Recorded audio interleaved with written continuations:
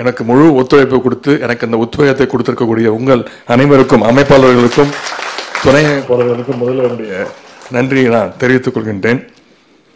இங்கே பேசினவங்க பல பேர் சொன்னாங்க, இந்தியாவிலே ஒரு இயக்கத்திற்கு அணி என்றால் அது திராவிட முன்னேற்ற கழகம். நம்முடைய தலைவர் அவர்கள் இந்தியாவில் இருக்கக்கூடிய அனைத்து இயக்கங்களும் துவங்குவதற்கு முன்பே இளைஞரணியை துவக்கி வைத்தவர் நம்முடைய தலைவர்.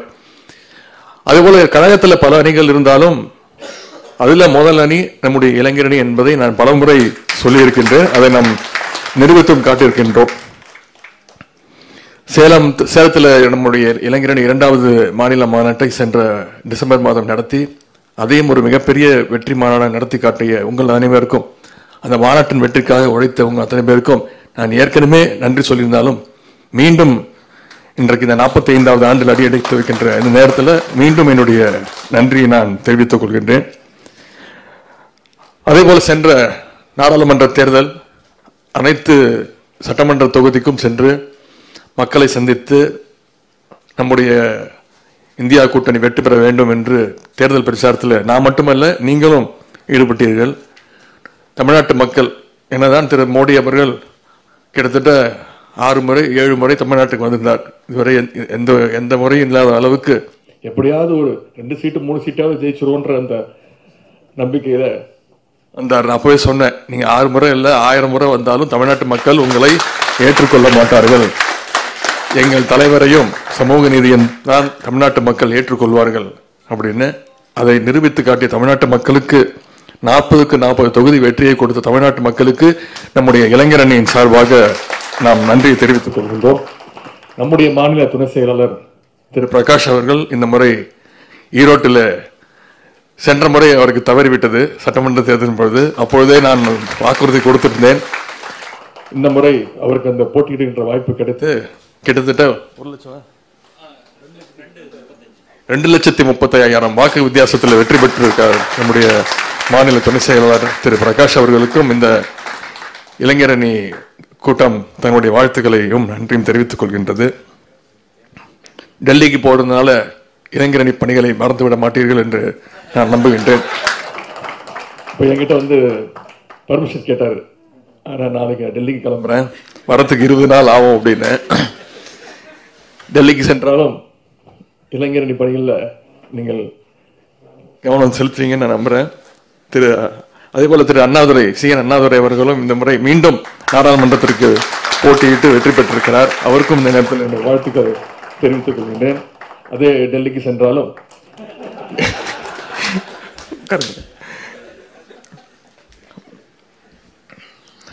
இந்த நேரத்தில் இன்னொரு நன்றியும் சொல்லியாக வேண்டும்.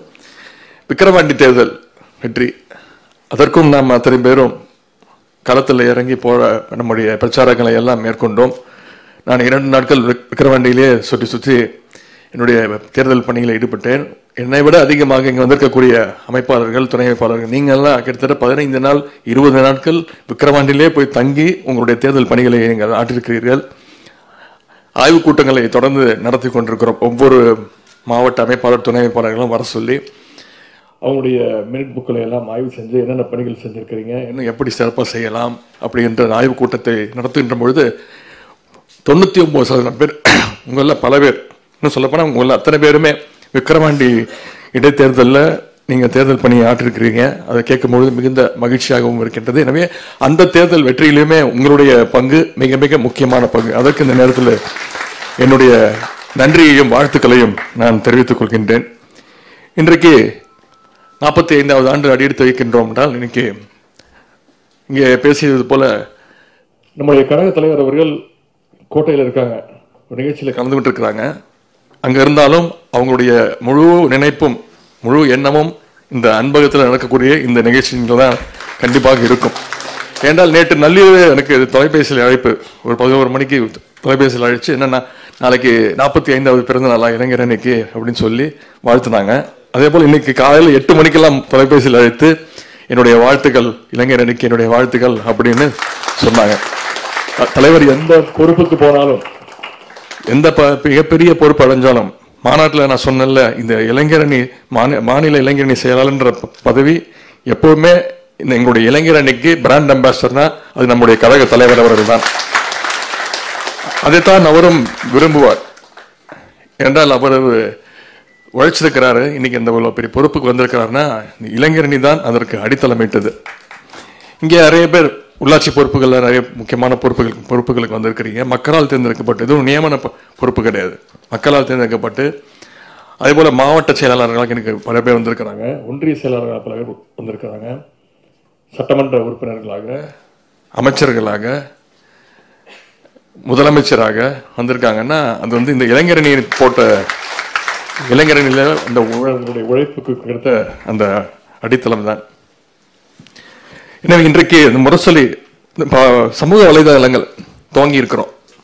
ஏற்கனவே இளைஞரனுக்கு என்று ஒரு சமூக வலைதளம் இருந்தாலும் இன்னைக்கு ஒரு வருவாய் மாவட்டத்திற்குன்னு தனியா ஒரு சமூக வலைதள பக்கங்கள், இன்ஸ்டாகிராம், எக்ஸ்தலம், ஃபேஸ்புக் அப்படின்னு ஒரு மாவட்டத்திற்கும் துவங்கி இருக்கின்றோம். பைலட் ப்ராஜெக்டாக இன்று இங்க அன்பகத்திலிருந்தே இந்த அடுத்த ஒரு 1.5 மாதங்களுக்கு இந்த சமூக வலைதள பக்கங்கள் இங்கிருந்தே இயங்கும்.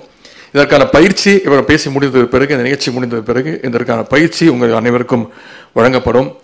நான் கேட்டுக்கொள்வதெல்லாம், இப்பொழுது எப்படி அரசியல் களம் மக்களை சந்திக்கிறோம், அந்த களம் எவ்வளவு முக்கியமோ அதே போல இன்னைக்கு இந்த சமூக வலைதளங்களும் மிக மிக முக்கியமாக இருக்கின்றது. குறிப்பாக பாரதிய ஜனதா கட்சி வெறும் பொய்களையே பரப்பி பொய்யையே பேசி மட்டுமே அரசியல் பண்ணிக்கிட்டு கொண்டிருக்கிறார்கள். ஆனால் நம்முடைய இயக்கத்திற்கு தான் இந்த வரலாறு இருக்கின்றது, திராவிட இயக்க வரலாறு. நம்ம பாசற கூட்டம் நடத்தணும்னு சொல்றோம்ல, ஒரு தொகுதிக்கு ஒரு பாசற கூட்டத்தை நடத்தி காட்டணும், தலைவருடைய கட்டளையின் பேர்ல ஒரு தொகுதிக்கு நடத்தி காட்டணும். 234 தொகுதியில் பாசற கூட்டங்கள் நடத்தணும். இப்போ ஒன்றிய அளவிலையும் பாசற கூட்டங்களை நடத்த இருக்கின்றோம். ஏன்னா இந்த சமூக வலைதளங்கள் மிக மிக முக்கியமான ஒரு பங்கு வகிக்கின்றது. உங்களை எல்லாம் நான் கேட்டுக்கொள்வது, இந்த பயிற்சியை கொஞ்சம் கூர்ந்து கவனித்து அனைவரும் சமூக வலைதளங்களில் இன்னும் சிறப்பாக நீங்கள் எல்லாம் செயல்படணும்னு நான் கேட்டுக்கொள்கின்றேன்.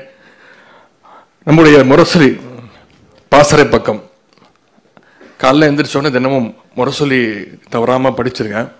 தலைவருடைய அறிக்கைகள், நம்முடைய அரசினுடைய திட்டங்கள், என்னுடைய அறிக்கைகள் அதை படித்து அந்த பாசறை பக்கம், குறிப்பாக முரசொலியுடைய கடைசி பக்கத்தை கடந்த கிட்டத்தட்ட 1.5 ஆண்டுகளாக சென்ற வருடம் ஜனவரி மாதம் ஆரம்பித்தோம். தினமும் இளைஞரணிக்கென்று ஒரு பக்கத்தை ஒதுக்கி முரசொலி பாசறை பக்கத்தை, முரசொலியில் கடைசி பக்கத்தை வெளியிட்டிருக்கிறோம்.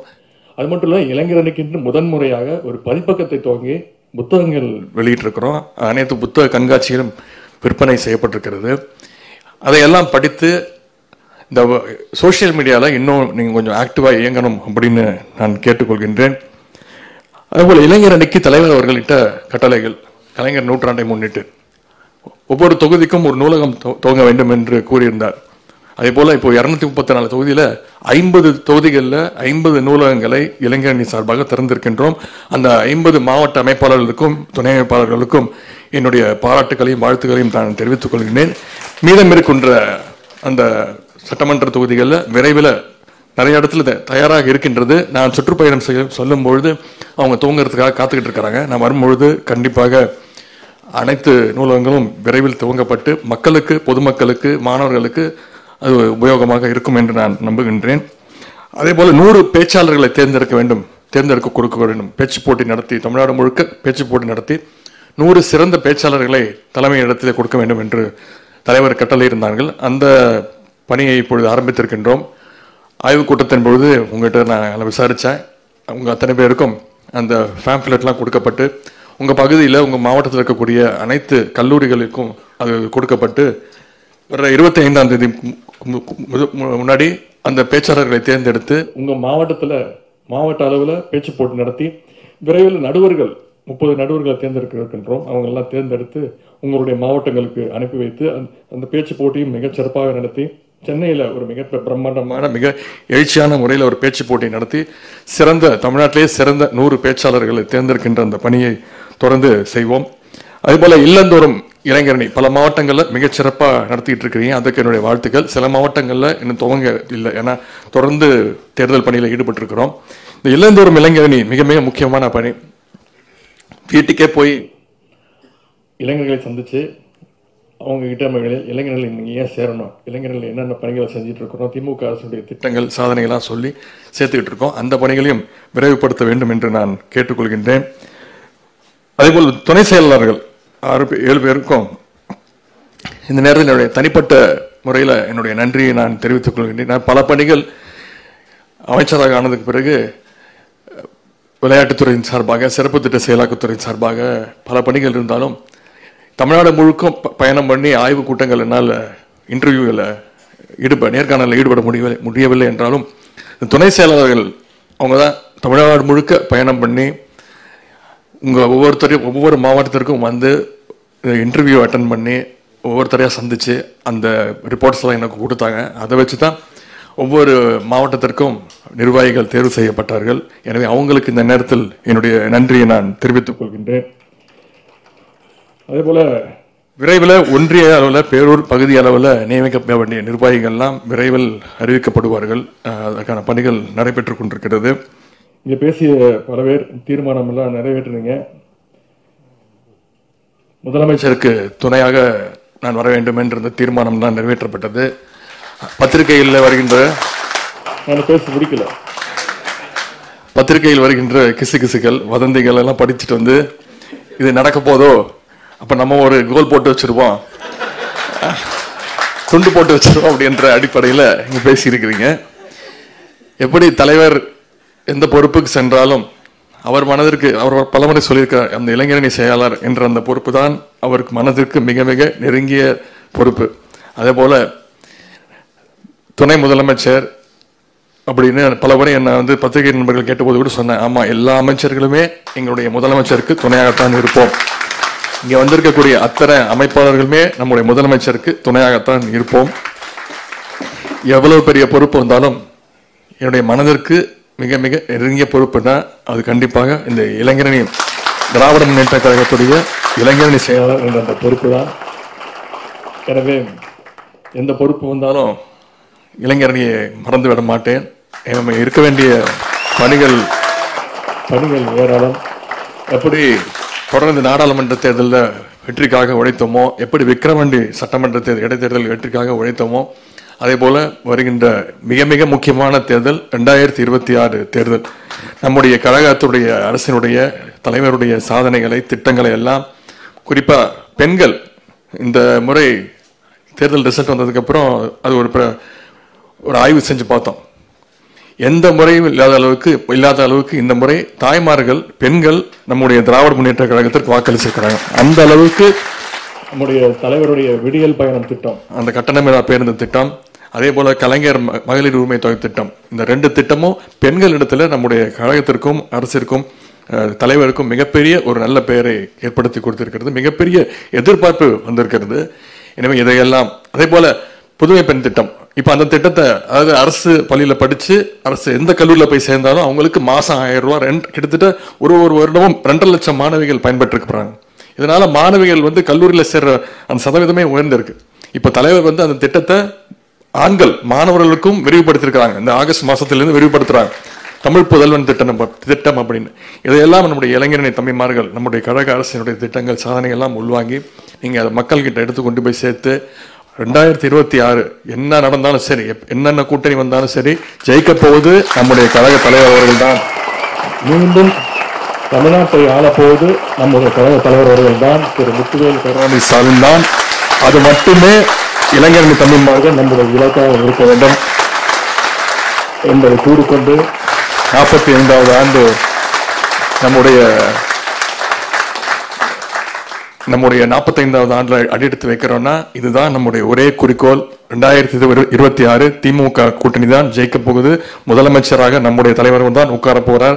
இதை தவிர நமக்கு வேற எந்த நோக்கமும் இருக்கக்கூடாது என்பதை கூறிக்கொண்டு வந்திருந்த அத்தனை பேருக்கும் மீண்டும் என்னுடைய நன்றி தெரிவித்து, பயிற்சி அந்த எடுக்க போறாங்க, சொல்லிக் கொடுக்க போறாங்க, அதை கொஞ்சம் கூர்ந்து கவனித்து நீங்க அத்தனை பேரும் சோசியல் மீடியாவில் இன்னும் கொஞ்சம் ஆக்டிவா இருக்க வேண்டும். தினமும் காலையில் ஒரு 10 நிமிஷம், சாயங்காலம் ஒரு 10 நிமிஷம் ஒதுக்கினா போதும் என்று கூறிக்கொண்டு மீண்டும் என்னுடைய நன்றியை தெரிவித்து விடைபெறுகின்றேன். நன்றி, வணக்கம்.